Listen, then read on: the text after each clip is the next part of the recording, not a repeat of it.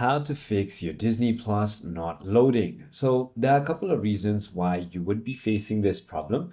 So the first thing you want to do is simply go ahead and check your internet connection. Make sure that you're connected to a secure internet connection. You can try toggling between your Wi-Fi or your cellular data on your device.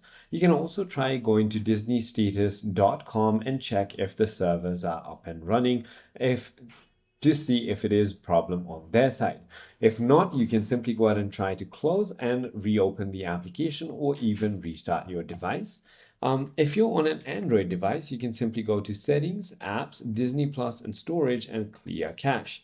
If your application is not up to date, go to your App Store or Play Store and make sure that your application is up to date. If nothing works, simply try uninstalling and reinstalling the application.